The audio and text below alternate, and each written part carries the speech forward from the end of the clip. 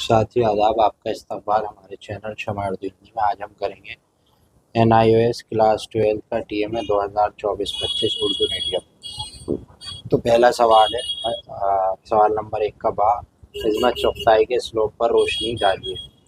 تو دیکھیے اس کا جواب ہے کہ عظمت چغتائی نہایت انوکھا و نرالا اور شاندار ہے۔ اسلوب زبان دلکش ہے، عورتوں کی زبان پر انہیں بطور خاص مہارت حاصل ہے۔ ان کے مکالمے بے حد پسند کیے جاتے ہیں۔ مکالموں میں طنز و مزاح، ظرافت بھی خوب نظر آتی ہے۔ پلاٹ سیدھے سادے ہوتے ہیں مگر کردار جیتے جاگتے اور خوش رنگ۔ اس میں شوخی، تیزی، طنز و مزاح، بے باکی اور محاورات کا استعمال بھی خوبی سے کرتی ہیں۔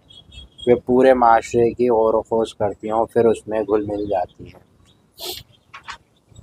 ٹھیک ہے جی۔ دوسرا سوال ہے دروازے کھول دو ڈرامے کے کردار میں سے کون سا کردار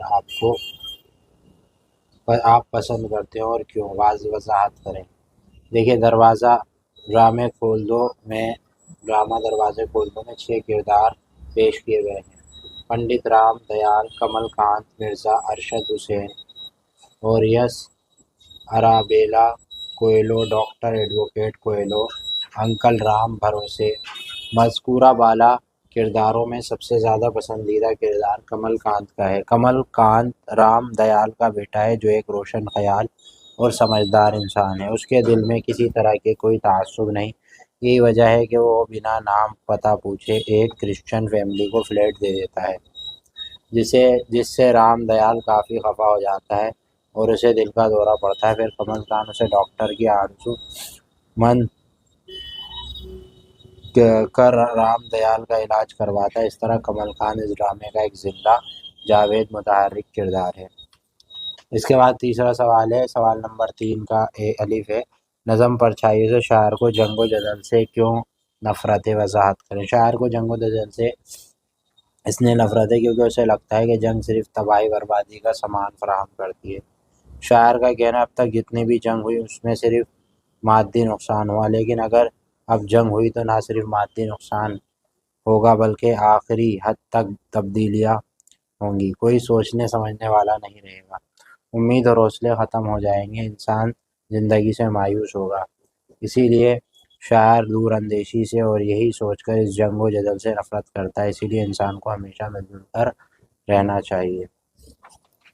سوال نمبر 4 ہے مرثیے کے انداز بیان کی خصوصیت لکھیں اور 2 معتبر مرثیہ گو شعراء کے نام بھی لکھیں۔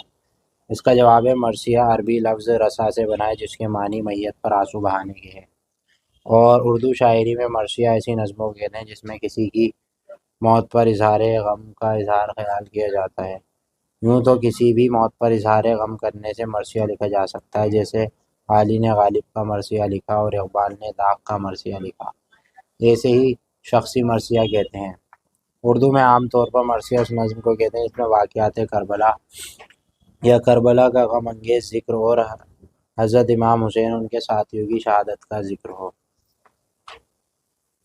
دہلی میں میر اور سودا نے مرثیے لکھنے میں نام پیدا کیا۔ انہوں نے پہلی بار مسدس کے پلاٹ میں مرثیہ لکھے۔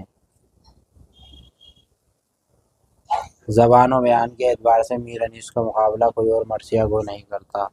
ان کے کلام میں سلاست، روانی، فصاحت اور بلاغت پائی جاتی ہے۔ اردو کے دوسرے عظیم مرثیہ گو مرزا دبیر ہیں۔ ٹھیک ہے، اس کے بعد جو ہے 5واں سوال ہے۔ 5ویں سوال میں کہ سوال 5ویں کا الف ہے کہ ہمیشہ رنگ ڈوز رفع۔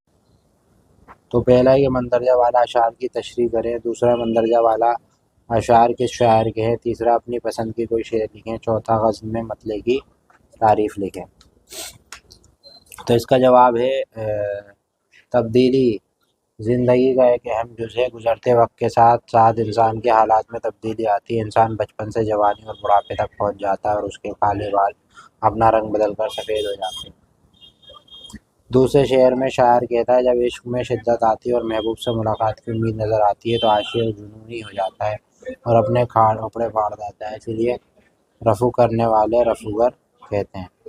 اس شاعر کا نام خواجہ حیدر علی آتش ہے۔